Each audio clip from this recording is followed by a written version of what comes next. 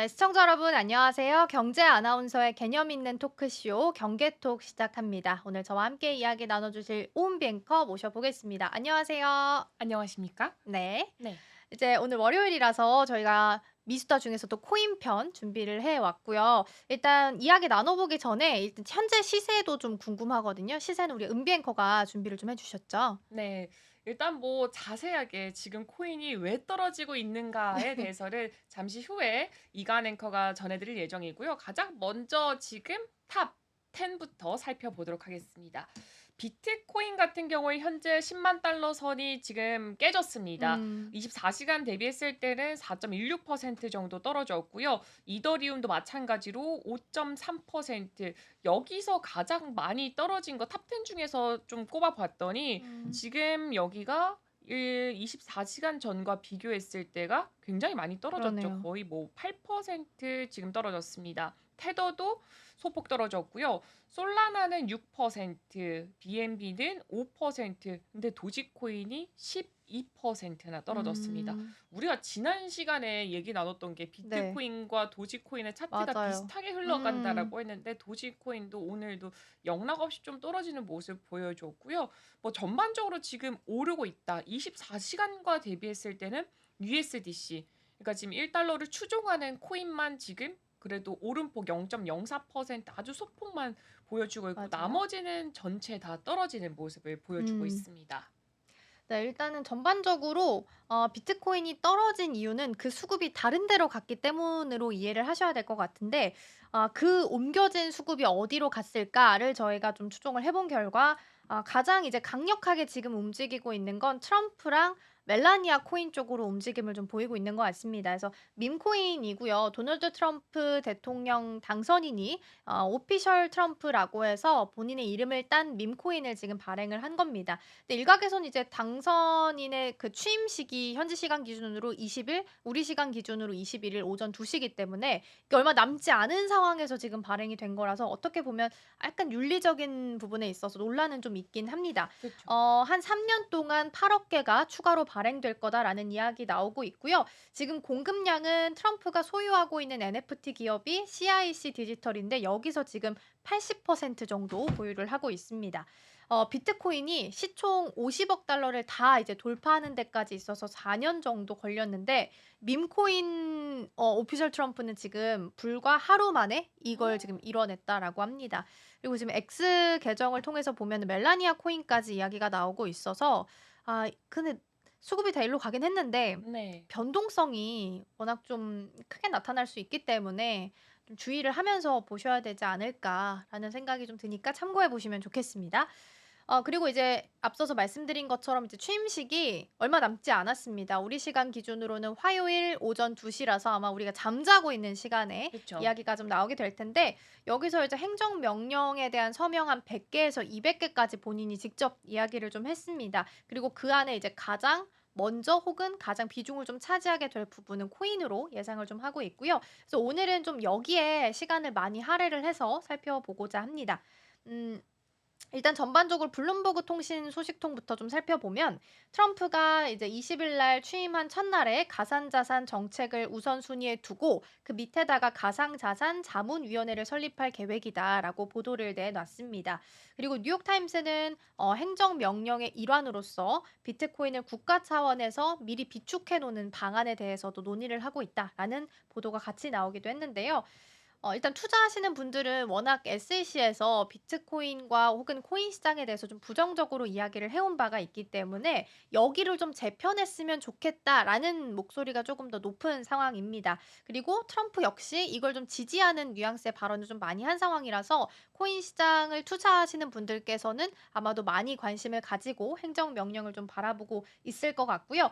SEC의 신임 위원장으로는 지금 현재 폴 애킨스를 일단 위원장으로 임명을 한 상황이다라고 보시면 되겠습니다. 네, 그리고 이어서 제가 소식 전해드리도록 하겠습니다. 이 미국의 대통령 선거 기간 동안 가장 많이 언급을 했던 단어를 또 살펴봤더니 그 중에 하나가 또 코인이 그쵸. 있더라고요. 특히나 이 가상자산 산업을 육성을 하겠다라고 약속을 했기 때문에 20일을 기점으로 이 가상자산 업계가 더욱더 성장세를 보이지 않을까라는 기대감까지 함께 오고 있습니다. 비트코인 같은 경우에는 지난달 17일에 사상 처음으로 10만 8천 달러 선을 넘어서 사상 최고가를 음. 경신했고요. 뭐 오늘 같은 경우 좀 특수적이죠. 좀 트럼프 코인이 있었기 때문에 내려왔으니까. 네. 그쵸. 계속해서 10만 달러 그 선 위를 올라가는 모습을 보여줬습니다. 그리고 그 이후 말이죠. 12월 말에 제롬 파월 연준 의장이 인플레이션 위험 때문에 기준금리 인하에 속도 조절을 나설 것이다라는 것 때문에 이 가상자산이 전반적으로 조금 주춤하는 모습도 음. 보여주기도 했습니다. 그런데 또 지난주를 생각해 보면은 네. CPI가 발표가 됐습니다. 음. CPI가 시장 예상치를 하회하면서 인플레이션 생각보다 좀 누그러질 수가 그쵸. 있겠다라는 생각이 되면서 금리 인하 기대감이 다시금 살아나는 모습을 보여줬고요. 가상자산도 마찬가지로 회복세를 다시 보여줬습니다. 통상적으로 금리가 완화가 된다면 인하가 된다면은 위험 자산에 대해서 투자 수요가 워낙 많이 늘어나기 때문에 뭐 당연히 뭐 주식도 그렇고 코인 코인도. 쪽도 그렇고 가상자산 가격이 오르는 경향을 보여주기도 합니다. 일부 투자자 같은 경우에는 차기 행정부가 이 비트코인을 전략 자산으로 비축할 경우에 가격이 폭등해서 사상 최고치를 다시 한 번 더 경신하지 않을까라는 기대감도 함께 가지고 있습니다. 지금 트럼프의 취임 정말 24시간이 안 남았습니다.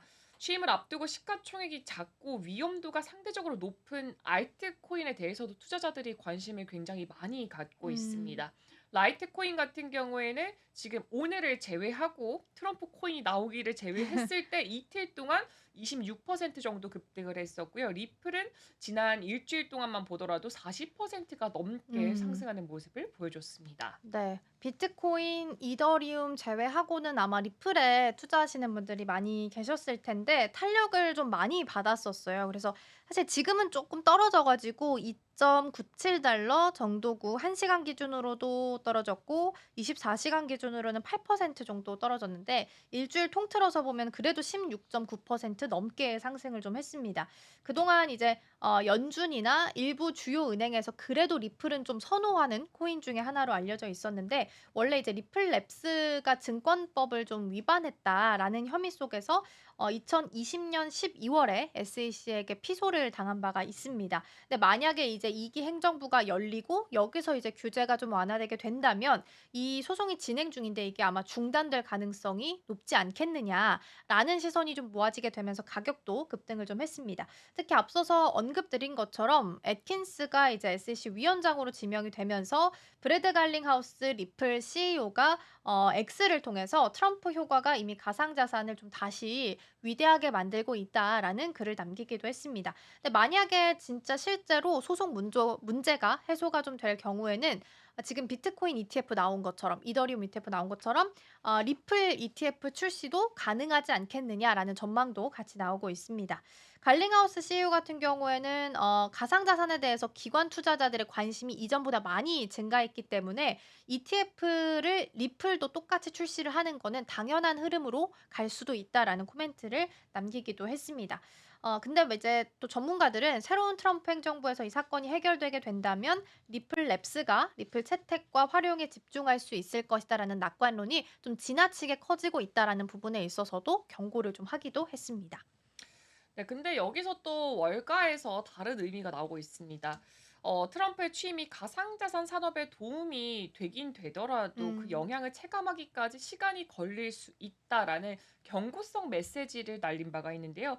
이 JP 모건의 케네스 워딩턴 애널리스트는 이 새 행정부와 새로운 SEC 위원장이 가상자산 혁신의 새로운 기회의 문을 열 것이라고 말을 하면서도 여기에 덧붙인 말이 비트코인 외에 다른 토큰 시총이 훨씬 더 적고 투자자들의 관심도가 훨씬 더 낮아져서 이 생태계에 의미 있는 다음 가상자산 ETF 출시가 있을 것으로 보지는 않는다라고 했기 음. 때문에 이 부분도 꼭 체크해 보시면 좋을 것 같습니다. 리플에 대한 ETF가 출시가 될 수도 있고 또 안 안 될 될 수도 수도 있다. 있다라는 이렇게 봐야 거니까 되겠네요. 그쵸, 그쵸. 음. 여기에 꼭 유의를 해 주시는 게 좋을 것 같습니다.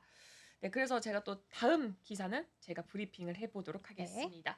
이전에 암호화폐 비축 자산에 대한 기사들 많이 나왔었는데 이 내용에 이어서 한 번 더 체크를 해 보도록 하겠습니다. 암호화폐 전문 매체죠. 더 크립토 베이직에 따르면 미국이 올해 비트코인 전략 비축을 도입할 가능성이 지금 보이시죠? 음. 65%로 상승을 했다라고 절반 합니다. 이상이네요. 음. 그쵸. 이는 최근간 이제 50% 증가한 수치고요. 투자자들 사이에서 기대감이 더욱더 커지고 있음을 음. 어느 정도 좀 보여주고 있는 것으로 확인되고 있습니다. 이번 논의 때 트럼프 대통령 당선인이 2024년 이 비트코인 컨퍼런스에서 SBR 한마디로 비트코인 전략 비축을 도입하겠다라고 공약을 밝힌 데서 시작이 됐었습니다. 당시에 트럼프는 암호화폐를 국가 전략 자산으로 채택할 의사를 좀 강하게 피력하는 음. 모습을 보여주기도 했는데요. 여기에 더불어서 와이오밍주 상원 의원이죠. 신시아 루미스는 2024년에 비트코인 액트 법안을 발의하면서 5년 동안 걸쳐서 100만 비트코인을 비축하고 최소 20년 동안 이를 보유할 음. 것을 제안을 하기도 했습니다.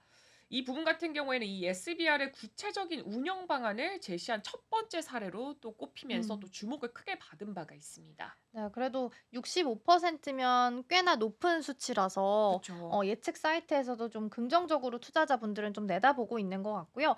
트럼프 행정부에서는 이제 행정명령에 대한 사인 서명이 좀 남아있는 상태라서 비트코인 비축에 대한 내용 또한 여기에 좀 포함이 되지 않을까라는 가능성에 대해서 점치고도 있습니다. 비트코인 정책연구소도 역시나 관련 초안을 지금 준비를 하고 있다라고 하고요. 취임하고 이제 100일 정도 이내로 이를 공식화했으면 좋겠다라는 권고의 내용도 같이 나오기도 했습니다.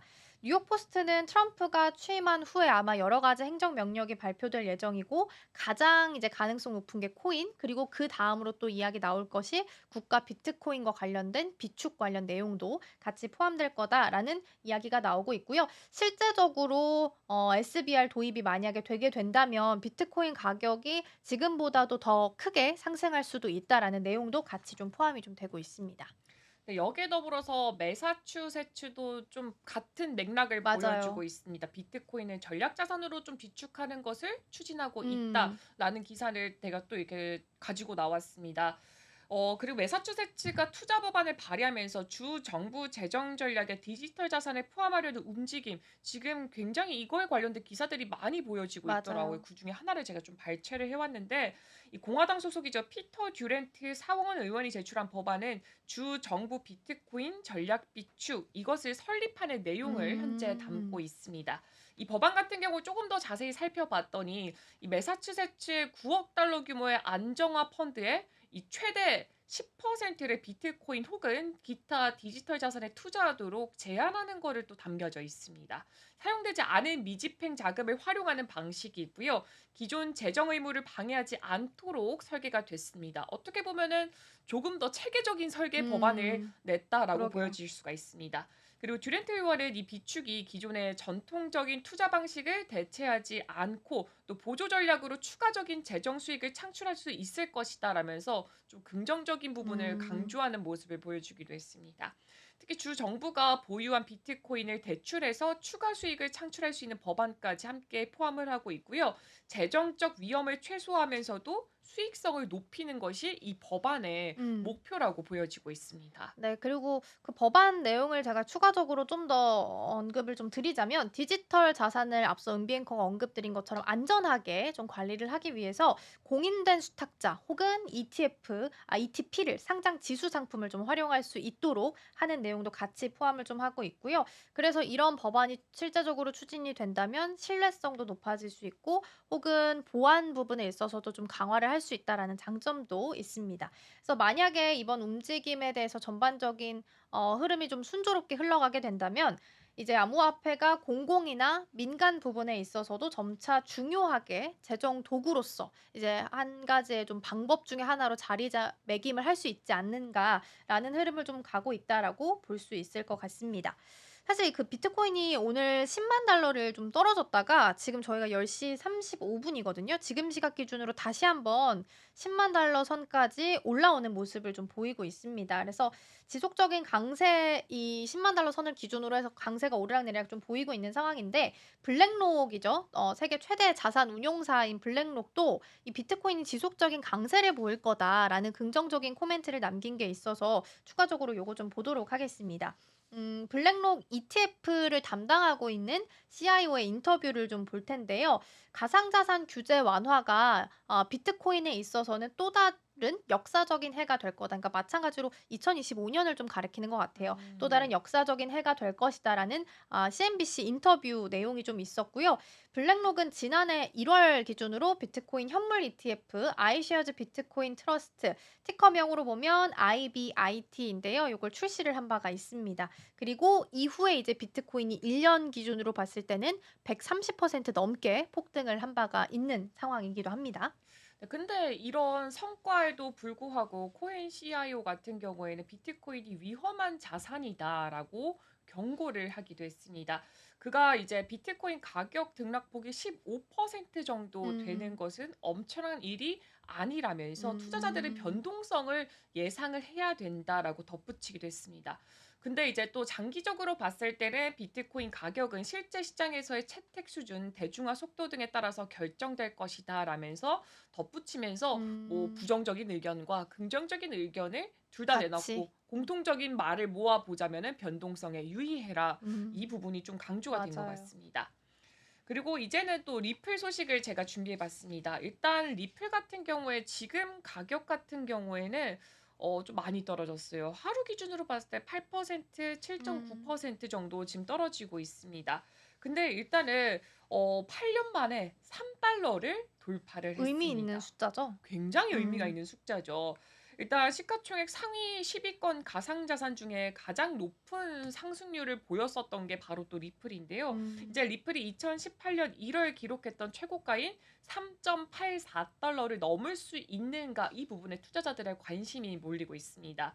리플 같은 경우에는 트럼프가 이제 대선에서 승리한 이후에 500% 오. 엄청나죠. 그러니까요. 500% 넘게 상승세를 계속 보여왔던 게 바로 리플인데요. 미 증권감독 당국인 SEC와 법적 분쟁이 벌어지고 있는데 트럼프 행정부가 출범하면 리플이 승리를 할 것이다라는 예상까지 함께 나오고 있습니다. 아무래도 SEC 쪽이 트럼프에게 친화적으로 바뀔 수밖에 맞아요, 없기 맞아요. 때문에 그런 것으로 좀 풀이가 되고 있습니다. 그리고 미국 당국 같은 경우에 이미 리플이 새롭게 발행하는 스테이블 코인이죠. 이걸 또 최근에 승인한 바가 있습니다. 음. 여기에 SEC가 리플 ETF를 승인할 가능성까지 거론이 되면서 상승세를 그동안 쭉 이끌어 음음. 왔다가 또 최근 들어서는 트럼프 코인으로 그쵸. 살짝은 주춤하는 모습을 보여주고 있고요.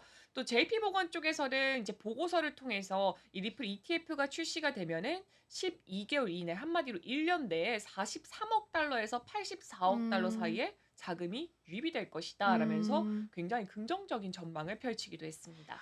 지금 리플 이야기를 했는데 리플도 지금 3.01달러 일단 3달러는 넘어섰습니다. 전고점 3.84달러까지 가는지가 중요할 것 같고 다른 알트들도 사실상 강한 상승세를 좀 보이고 있어요. 그래서 솔라나 같은 경우에는 지금 그 비트코인 오피셜 트럼프도 솔라나 체인 위에서 만들어진 건데 지금 245달러 그리고 도지코인 같은 경우에는 0.35달러 정도 흘러가고 있고요. 카르다노가 좀 올라오네요. 0.98% 정도 상승부를 켜고 있습니다. 근데 전문가들이 비트코인이나 이더리움처럼 주요 가상자산의 가치는 달러가 좀 강세를 보이게 되면 오히려 내려가고 그리고 반대의 경우에는 다시 상승한다라고 보고 있고요. 업비트에서 나왔던 최근 보고서를 좀 보니까 미국의 노동 시장이 좀 강하게 되면 향상이 되게 되면 물가 상승이 되지 않겠느냐라는 우려감을 일부 흡수를 좀 하고 있어서 물가가 조금 잡히게 된다면 금리 인하에 대한 기대감이 커지게 될 거고 당연한 수순이죠. 그러면 이 부분도 잘 살펴봐야 된다라는 내용의 보고서도 참고 나온 바가 있으니까 투자하실 때는 참고를 해 보시면 좋을 것 같고요. 앞서서 이제 제가 블랙록 이야기를 했는데 블랙록이 비트코인 현물 ETF를 지금 캐나다에서도 같이 출시를 한다라는 소식이 좀 있어서 같이 좀 전해 드리도록 할게요, 이어서. 캐나다 자산 시장에 있어서 비트코인 현물 ETF를 출시를 했습니다. 캐나다에 출시를 한 거고요. 블랙록에 있는 캐나다 법인이 현지 시각 기준으로 13일에 시카고 옵션 거래소에서 아이쉐어즈 비트코인 트러스트 아까 말씀드렸던 티커명은 동일합니다. IBIT를 출시를 했는데요. 지금 미국 달러로 표시된 상품에는 US가 표시되어 있어서 앞에 알파벳 U자가 좀 붙는다라고 합니다. 캐나다에 상장되어 있는 IBIT를 통해서 캐나다 안에서도 디지털 자산에 대해서 투자하고 싶다라고 하시는 분들 당연히 관심도 높아질 수밖에 없고 중개 계좌를 통해서 비트코인에 간접적으로 투자를 할 수 있는 기회가 생기게 됐습니다. 그래서 아이쉐어즈 캐나다 책임자 같은 경우에는 IBIT의 캐나다 출시가 캐나다 시장에 있어서는 투자자들에게 더 효율적으로 비트코인에 좀 간접적으로 투자할 수 있는 방법을 제시하는 기회가 됐다라는 이야기가 나오고 있고요. 아무래도 이제 투자하는 데 있어서 굉장히 운영하고 보관하는 데 있어서 복잡한 부분이 많았을 텐데 그거를 좀 단계를 줄여주는 효과도 있었을 거다라는 코멘트도 같이 나오기도 좀 했습니다. 네, 여기에 덧붙여 가지고 시장에서의 반응도 제가 몇 가지 좀 가지고 와 봤습니다. 시카고 옵션 거래소 캐나다 글로벌 ETF 상장 책임자 같은 경우에는 IBIT 상장을 통해서 캐나다 디지털 자산 시장 생태계의 그 성장과 더불어서 캐나다 일대 투자 수요 충족이라는 목표를 함께 달성을 하게 음. 됐다라고 말을 했고요. 글로벌 투자 네트워크를 보유한 블랙록 같은 경우에는 캐나다에서도 성공하기를 바란다라면서 어느 정도 좀 성공했으면 좋겠다. 성공을 했으면 좋겠다. 하길 바란다라면서 그쵸. 좀 긍정적으로 이야기를 남기기도 했습니다. 네, 그럼 이어서 캐나다 이야기를 했으니까 다음으로는 일본으로 한번 넘어가 보도록 하겠습니다. 바이낸스 재팬이 일본의 가상자산 규제 요건에 맞는 새로운 에어드롭 서비스를 구상하고 있다라는 소식이 또 새롭게 나왔습니다. 이와 관련된 이야기고요. 치노 타케시 바이낸스 재팬 대표가 지난 1월 17일이죠. 여기서 열렸던 블록체인 미래를 열다라는 컨퍼런스가 있는데 이게 또 서울에서 열렸어요. 맞아요. 네, 중구에서 열렸고요. 여기에 참석해서 이제 새로운 가상자산 프로젝트를 홍보하려면 무료로 가상자산을 제공하는 에어드롭 이런 거 같은 이 마케팅이 진행돼야 하는데 음. 일본에서는 이 부분이 허용되지가 않는다라고 말을 하면서 이 사내 법무팀에서 다른 방식으로 접근 중이라면서 설명을 하기도 했습니다. 음. 앞서서 바이낸스는 2000년대 초반 일본 가상자산 거래소 이 사쿠라 익스체인지 비트코인을 인수해서 일본 시장에 진출한 바가 있는데요. 이어서 지난 2023년 재작년이죠. 8월에 바이낸스 재팬 법인을 출범했고요. 가상자산 관련 서비스를 확대하고 있습니다. 일단 생각보다 한국보다도 일본이 가상자산 시장에 있어서는 규제가 훨씬 더 까다로운 걸로 알려져 있는데 일반 이제 가상자산 거래소에 상장할 경우에 대해서 제가 좀 찾아보니까 일단 거래소 실사가 있어야 되고 두 번째로는 일본에 있는 가상자산 거래소 협회에 심사를 거치고 세 번째로는 일본 금융청까지 가서 심사를 거치게 되는데 3단계로 심사를 지금 하고 있기 때문에 굉장히 까다로운 절차를 심사를 좀 거쳐야 된다라는 특징을 가지고 있습니다. 그래서 바이낸스 같은 경우에는 사업자에 있어서 인허가 취득뿐만 아니라 현지에 있는 규제 당국과 같이 협력을 좀 하면서 필요한 규제를 좀 도입하고 규제 환경도 개선해 나가면서 지금 본인들이 원하는 이상적인 시장을 좀 만들어 나가기 위해서 노력을 하겠다라는 코멘트가 나왔기 때문에 같이 좀 참고를 해 보시면 좋지 않을까 싶습니다. 이렇게 이야기를 나누는 와중에도 멜라니아 코인이나 뭐 트럼프 코인, 밈 코인 위주로 다시 좀 강세를 보이고 있는 것으로 확인이 됩니다. 오피셜 트럼프 같은 경우에는 지금 다시 한번 가격을 좀 보도록 하겠습니다. 시총이 18위 정도 지금 올라와 있고요. 한화로 계산했을 때 한 7만 원 돈 지금 거래가 되고 있는 상황입니다.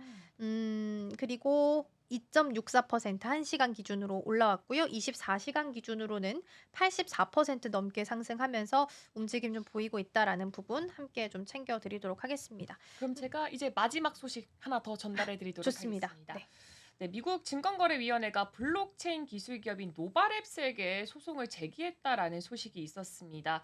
가상자산 헬륨을 체결하는 기기죠. 여기 핫스팟과 개인 데이터를 가상자산으로 거래하는 디스커버리 매핑 서비스를 통해서 미등록 증권을 판매했다라는 게 그 주장이고요. 다만 트럼프 당선인의 차기 행정부 출범 이후에 SEC가 가상자산 기업에 대한 소송을 철회할 수 있다라는 관측까지 나오니까 이 부분도 함께 체크해 보시면 좋을 것 같습니다. 네, 이렇게 해서 저희가 준비한 코인 뉴스들 하나씩 좀 살펴봤고요. 다음 주에는 저희가 설 특집으로 또 코인 관련해서 좀 담아보면 좋을 내용들 정리해서 다시 인사드리도록 할 테니까요. 많은 관심 부탁드리겠습니다. 오늘도 시청해주신 여러분 고맙습니다.